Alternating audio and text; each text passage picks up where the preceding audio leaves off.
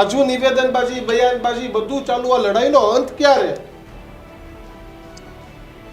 બિલકુલ લડાઈનો અંત જો સરકાર ઈચ્છતી હોય, પ્રજાના હિતમાં ઈચ્છતી હોય તો જે શબ્દ કાલે જયરાજસિંહ બોલતા હતા એ શબ્દ સુપ્રીમ કોર્ટે એને બોલવાના પર પ્રતિબંધ લગાડ્યો છે.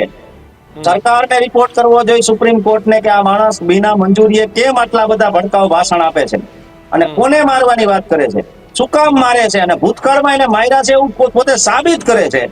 છતાંય સરકાર કાંઈ કરે નહીં તો પ્રજાના પ્રતિનિધિત્વ તરીકે સરકારને કેવી રીતે માની શકાય? સરકાર એ શું કરવા આ બધું કરે? જયરાજસિંહ છે તો ભાજપ છે અને જબરજસ્ત જીત્યા પણ છે. બિલકુલ એક વખત ટિકિટ કાપીને બતાવે. ગોંડલની અંદર જે આ ટીમ કેસરિયા પટ્ટા નાખીને રખડે છે ને, બધાય જયરાજસિંહના પર્સનલ કાર્યકર્તા થઈને કામ કરશે. ભારતીય જનતા પાર્ટીનું કામ નહીં કરે. પાર્ટી એનું અસ્તિત્વ જાળવી રાખવું હોય તો એક વખત રાજુભાઈ આમાં ખોટું પણ શું છે? વ્યક્તિ તો પોતે મજબૂત હોવો જ જોઈએ ને, મજબૂત વ્યક્તિઓથી તો પાર્ટી બને. વ્યક્તિઓ જ મજબૂત ના હોય તો પાર્ટી કેવી રીતે બને? તો રમેશભાઈ ધડુકને ભારતીય જનતા પાર્ટી કઈ મજબૂતાઈમાં માનતા જ નહીં હોય. એ સંસદ બનેલા છે, લડી ચૂક્યા છે સંસદ સભ્યની ચૂંટણી.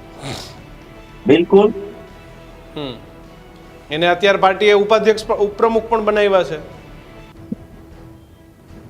રાજુભાઈ પણ આ લડાઈનો અંત આખી ક્યારે? કારણ કે ગઈકાલે જે પરિણામ આવ્યું એમાં તો ગોંડલની જનતા એ જયરાજસિંહ ભાજપની સાથે રહી. બિલકુલ જનતા ત્યારે ભાજપની સાથે રહી ગણાય કે જ્યારે 44 બેઠક ઉપર મતદાન થયું હોય. તમે 23 થી વધુ બેઠકો તો બિનહરીફ કરીને લઈ ગયા છો. 23 બેઠકો ઉપર એવા અમને ઉમેદવાર મળેલા છે કે જે એ વિસ્તારના છે, જ્યાં એ લોકોને કોઈ ઓળખતું નથી. એવા ઉમેદવારોને આપણે અને થોડું ઘણું ક્યાંક ને ક્યાંક એવું પણ બન્યું હોય કે આરક્ષિત સીટ ઉપર બીજી જગ્યાએથી માણસ આવ્યો હોય, એ અજાણ્યા પડ્યા હોય, આવું બધું થાય ને. ત્યારે જ ન્યૂઝરૂમ ગુજરાતની યુટ્યુબ ચેનલને સબસ્ક્રાઇબ કરો અને ઇન્સ્ટાગ્રામ અને ફેસબુક પર ફોલો કરો. અપડેટ રહો, સત્યની સાથે રહો.